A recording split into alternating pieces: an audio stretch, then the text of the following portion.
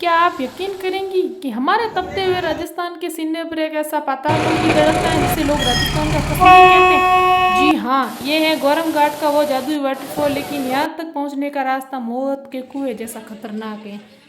जहाँ ब्रिटिश जमाने के अंदर ही गुफाएं रोंगटे खड़े कर देने वाली खाया और पहाड़े पर छुपे रहस्यमय मंदिर आपका इम्तिहान लेते हैं। अगर आपका कलेजा मजबूत है तभी इस 6 मिनट के सफर में मेरे साथ अंत तक बने रहना, क्योंकि आज का ये रास्ता रोमांच की सारी हदें पार करेगा। तो दोस्तों, इस संभव के एडवेंचर की शुरुआत करने के लिए हम आ पहुंचे मारवाड़ जंक्शन पर। यहीं से हम गौरम घाट जाने वाली पुरानी ऐतिहासिक छोटी ट्रेन मिलती है।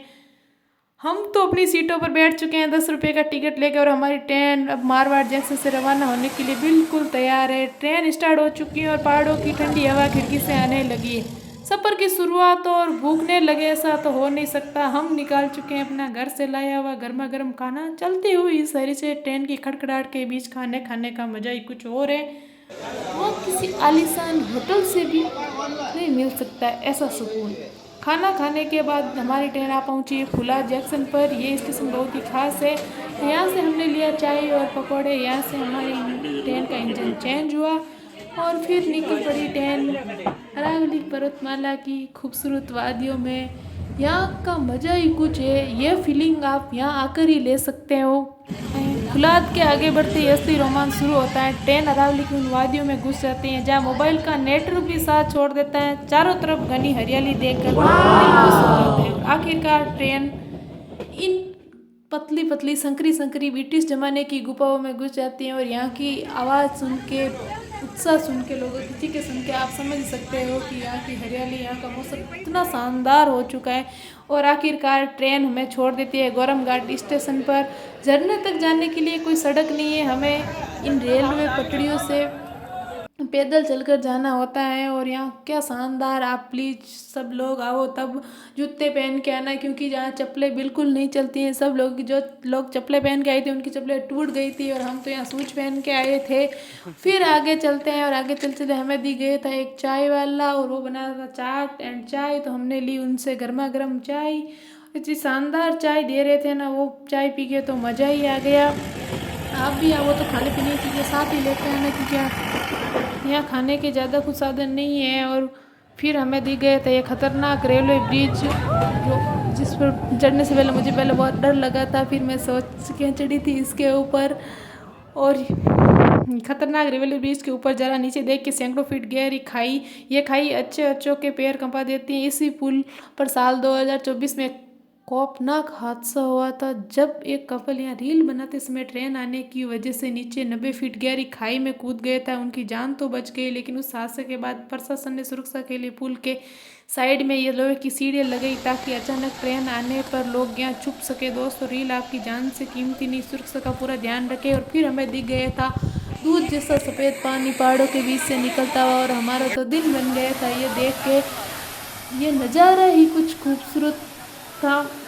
ये वाटरफॉल पहाड़ों से गिरता हुआ ये दूध जैसा ठंडा पानी देखकर आत्मा तृप्त हो जाती है। लेकिन इस झरने की असली आत्मा छुपा है इसके ठीक नीचे। जरा ध्यान से देखिए, झरने की गिरती हुई तेज धार के नीचे बना भोलेनाथ का अत्यंत प्राचीन और पवित्र शिव मंदिर। पहाड़ों के पानी से साक्षात महादेव का यह निरंतर जलाभिषेक होता रहता है।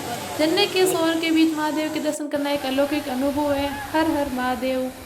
महादेव के दर्शन के बाद हम बढ़ चुके हैं अरावली की ऊंची चोटियों की तरफ। ये रास्ता बहुत सीधा और थका देने वाला है, क्योंकि पहाड़ों के ऊपर स्थित है गोरखनाथ जोग मंडिया के बाबा गोरखनाथ जी का प्राचीन मंदिर। इतनी ऊंचाई पर पहाड़ों के बीच बने इस दिव्य मंदिर में कदम रखते ही सारी थकान पल भर में गायब हो जाती है।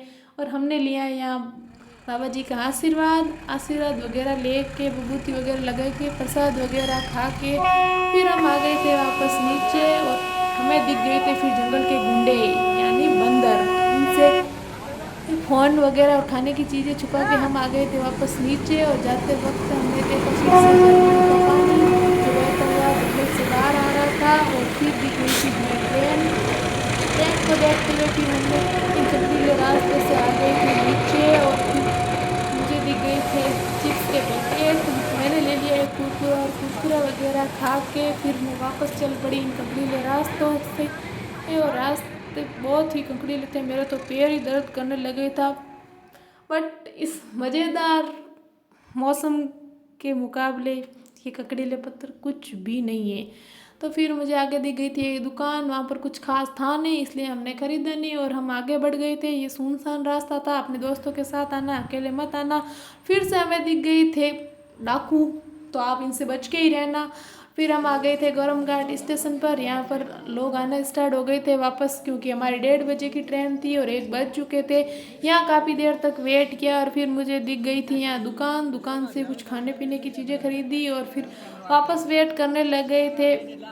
और यहाँ दुकान से मैंने चाय पी थी अपनी। यहाँ बहुत महंगी चीज़ें मिलती है, इसलिए घर से साथ में लेके आना। या 5 रुपए की चीज़ें 20 रुपए तक मिलती है, इसलिए खाने पीने के कोई रेस्टोरेंट या होटल वगैरह नहीं है यहाँ, तो आप अपने साथ चीज़ें लेके आना। और फिर मुझे दूर से आती हुई दिख गई थी हमारी ट्रेन और सब लोग आके इकट्ठे हो गए थे। और ये देखिए पहाड़ों को चीरती हुई आ रही है हमारी ट्रेन, जो दिखने में किसी खूबसूरत नज़ारे से कम नहीं है। ऐसा लग रहा है हम बॉलीवुड मूवी देख रहे हैं। और ये आती देखो दिख गई थी हमारी ट्रेन और सारे लोग आ गए हैं, यहाँ इकट्ठे हो गए हैं। यहाँ का शोर शराबा देख के आप समझ गए होंगे कि लोग यहाँ आके कितने खुश हुए। फिर ट्रेन में मैंने खाया फ्लावर जंक्शन पर भूटा, और फिर फ्लावर जंक्शन से आगे आ गए था मारवाड़ जंक्शन। और इस ट्रेन के सफ़र में हमें मिले थे एक अंकल आंटी जो एंड सब्सक्राइब जरूर करें मेरे चैनल को।